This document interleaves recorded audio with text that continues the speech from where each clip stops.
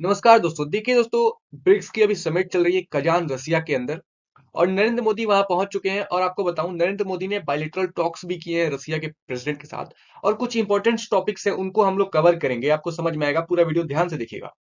अब देखिए, एक और टॉपिक ये है कि इन्होंने सबसे इंपॉर्टेंट टॉपिक ये बोल दिया है कि नरेंद्र मोदी ने बोला है पुतिन से कि आप युद्ध को जल्दी खत्म करें। अब इन्होंने ऐसे in the sense of warning नहीं बोला है, इन्होंने in the sense of friendship समझ के बोला है कि आप युद्ध को खत्म करें। किसी भी समस्या का समाधान युद्ध नहीं है, समझ। अब देखिए, जैसे ही ये बात बोला गया, पूरा मतलब समझिए इंटरनेशनल मीडिया से नेशनल मीडिया सभी ने ये आर्टिकल कवर किया। Quickly restore peace and stability, Modi calls for Russia Ukraine peace as he meet Putin. Putin के साथ इन्होंने जैसे मिला, मैं भी वीडियो में देखा, इनका पहला स्टेटमेंट यही था कि हम बहुत ही शुक्रगुजार हैं। लेकिन इन्होंने ये भी कहा कि हमें शांति चाहिए। किसी भी समस्या का समाधान रण क्षेत्र में, युद्ध क्षेत्र में नहीं होता है। आप आइए, राउंड टेबल बैठिए, समाधान करेंगे और भारत उसमें पूरा समर्थन करेगा, पूरा सपोर्ट करेगा आपको स्टेबिलिटी और शांति लाने के लिए, पीस लाने के लिए। ये बात कही। और इसी पे समझिए कि बहुत मतलब पूरा आर्टिकल आर्टिकल सब समझ रहे हैं कि मोदी ने वार्निंग दिया है पुतिन को। तो ऐसा कुछ नहीं है। देखिए, मोदी कुछ नहीं होते हैं जो वार्निंग दे पुतिन को या किसी कंट्रीज को वार्निंग दे, क्योंकि सभी कंट्रीज का इंटरनल मैटर है। तो ऐसा कुछ नहीं है, समझ गए आप लोग। ये in the sense of friendship बोला गया है कि आप युद्ध को खत्म करें, हमारा आपसे आग्रह है। ये मतलब इन द सेंस ऑफ, ऐसा समझिए कि इनसे रिक्वेस्ट कर रहे हैं। अब देखिए, बाकायदा पुतिन और मोदी का बहुत गर्मजोशी के साथ स्वागत हुआ। नरेंद्र मोदी पहुंचे वहां पे, बायलेटरल टॉक्स हुआ। तो उन्होंने ये कहा कि यूरोप में जल्दी शांति और स्थिरता बहाल करने का आह्वान करें, यूक्रेन यूक्रेन संघर्ष को समाप्त करें, ये बात कही। और आपको बताऊं, इन्होंने ये भी कहा ना कि we totally support the quickly restore peace and stability. India पूरा सपोर्ट करेगा आपको, सपोर्ट कर देगा आपको रिस्टोर करने में, पीस को और स्टेबिलिटी लाने में यूरोप के अंदर। क्योंकि देखिए, यूक्रेन और रसिया का वार है ना, बहुत कंट्रीज के लिए एक समझिए कि एक कुछ दिन पहले तो मंदी आने वाली थी यूरोप में। तो फिर जैसे जैसे इंडिया ने रसिया का पेट्रोल खुद रिफाइन करके यूरोप में भेजा, तब जाके वहां पे रुका मंदी। नहीं तो रेसिशन आ सकता था यूरोप के अंदर। अब देखिए क्या क्या बातें हुई। अब बहुत बातें हुई इंडिया के, कुछ वो अब मैं आगे बता दूंगा। लेकिन दिक्कत यहाँ पे ये है ना कि वेस्टर्न कंट्रीज को बहुत बढ़िया तरीके से वॉच कर रहा है ब्रिक्स समिट को। क्योंकि 2025 में G7 की समिट है टोरंटो, कनाडा के अंदर। तो वहां पे उम्मीद है कि नरेंद्र मोदी वहां पे नहीं जाए। और आप देख सकते हैं नरेंद्र मोदी का किस लेवल का घनिष्ठ संबंध है पुतिन के साथ, कि पुतिन ने ये कहा कि हम हमारे ऐसे संबंध है कि आपको अनुवाद की आवश्यकता नहीं है। मतलब बेसिकली वहां पे ट्रांसलेटर होते हैं ना, जो हिंदी से रशियन लैंग्वेज और रशियन से हिंदी लैंग्वेज। तो इन्होंने कहा कि हम हमारे और आपके रिलेशन इतने अच्छे हैं और इतने घनिष्ठ हैं कि ट्रांसलेटर की कोई जरूरत ही नहीं है। तो समझ सकते हैं किस लेवल का इन लोगों का फ्रेंडशिप है।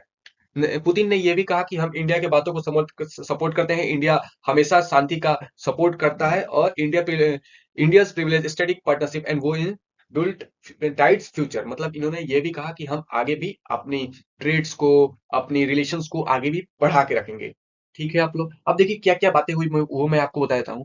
बातें कुछ ये हुई कि इंडिया ने अपना कजान के अंदर कॉन्सुलेट खोला है, समझ गए आप लोग। ये जो कि बहुत बढ़िया, बेसिकली जो स्टूडेंट्स पढ़ने जाते हैं, स्टूडेंट्स हैं, जो लोग भी हैं, उनके लिए तो बहुत बढ़िया है। एक मॉस्को में हो गया, एक कजान में हो गया, तो ये एक बढ़िया मूव है। ऊपर से बायलिटरल टाइज का अभी तक आया नहीं है, किन किन क्षेत्रों में बातें हुई हैं। वो अभी आएगा तो मैं आपको ट्विटर पे डाल दूंगा। और देखिए, ब्रिक्स के अंदर बातें हुई, ब्रिक्स के अंदर जो एक्सपेंशन की बातें की जा रही है, उसके अंदर बातें की जा रही है। और आपको ऐसा बताऊंगी, 35+ countries are willing to join BRICS. So समझ रहे हैं ना, ब्रिक्स एक नेशनल लेवल का ग्रुप बन रहा है, एक नेशनल लेवल का ऑर्गेनाइजेशंस बन रहा है। और यूक्रेन कन्फ्लिक्ट को नरेंद्र मोदी ने ये बोला कि आप युद्ध को समाप्त करिए, हम आपके सपोर्ट में खड़े हैं, जो भी होगा करेंगे। तो यही सारी बातें हुई, यूक्रेन पे हुई, बायलेटरल टॉक्स हुई, ब्रिक्स पे हुई, कॉन्सुलेट खुला। तो ये बातें हुई इंडिया और रसिया के। अब देखिए, जो ब्रिक्स की समिट हो रही है ना, इसको वेस्टर्न कंट्रीज बहुत ही क्लोजली वॉच कर रही है। क्योंकि G7 की समिट होने वाली है 2025 में टोरंटो के अंदर, कनाडा के अंदर। अब इसमें इनको लग रहा है कि नरेंद्र मोदी नहीं आएंगे। अब क्या होगा कुछ पता नहीं होगा, आने वाला टाइम बताएगा। अब देखिए, इसको ब्रिक्स को समिट को बहुत G7 क्लोजली वॉच कर रहा है, वेस्टर्न कंट्रीज वॉच कर रहा है। और इसको लेके बाकायदा पूरी टाइट सिक्योरिटी की गई है। क्योंकि कुछ दिन पहले जब रसिया के अंदर एक मॉल के अंदर जब आतंकी हमला हुआ था, तो उसका लिंक यूक्रेन से पाया गया था। तो इसको लेके ये भी डर बना है कि वेस्टर्न कंट्री कोई कॉन्स्पिरेसी नहीं रच दे ब्रिक्स समिट को डिस्ट्रॉय करने के लिए। तो पूरी टाइट सिक्योरिटी है। ऊपर से कोविड कोविड कंपलसरी है, कोविड जांच करवाना। तो बहुत सारी मतलब समझिए कि प्रॉपर अरेंजमेंट में सब कुछ हो रहा है। और पुतिन का प्लान यही है कि हम लोग एक अलायंस बनाए जो वेस्टर्न हेजमोनी, जो वेस्टर्न की जो डोमिनेंस है, उसको कम कर सके। और आपको बताऊं एंटोनियो गुटेरस भी अभी आ रहे हैं जी, सॉरी, ब्रिक्स समिट में। तो ये बहुत बड़ी बात है कि आपको लग रहा है ब्रिक्स किस लेवल का बनता जा रहा है। बहुत सारे कंट्रीज अभी आ रहे हैं, ज्वाइन कर रहे हैं, ज्वाइन तो कुछ कर रहे हैं लेकिन समिट में सम्मेलन ले रहे हैं। तो ये सारी बातें हैं। और आपको बताता हूँ कि एक तरीका से ये समिट जो है ना, ब्रिक्स समिट, ये पुतिन के लिए ये भी है कि पुतिन जो वेस्टर्न कंट्रीज है ना उनको आईना दिखा रहा है। क्योंकि आपको बताऊं रसिया पे सबसे ज्यादा, पूरी दुनिया में सबसे ज्यादा भी सैंक्शंस लगे पड़े हैं। ईरान से भी ज्यादा सैंक्शंस हैं, नॉर्थ कोरिया से भी ज्यादा सैंक्शंस हैं। उस सैंक्शन के बावजूद इसने अपनी इकोनॉमी को अच्छे से 3% के आसपास, 3.4% के आसपास से ग्रो कर रहा है, और वेस्टर्न कंट्रीज से अच्छे रेट पे ग्रो कर रहा है। तो ये मतलब समझिए एक आईना दिखा रहे हैं कि भाई हम तुम्हारे सैंक्शंस के बावजूद हम लोग इतने नेक्स्ट लेवल पे हैं। और आपको बताऊं मोदी सहित, पुतिन सहित, पूरी मतलब समझिए जितने भी कंट्रीज हैं, जैसे इस बार ईरान लेके, ईरान के पेजेश्कियन, जो मसूद पेजेश्कियन, जो ईरान के न्यू प्रेसिडेंट हैं, वो भी इस बार आए हैं। फिर यूएई के प्रेसिडेंट आए हैं।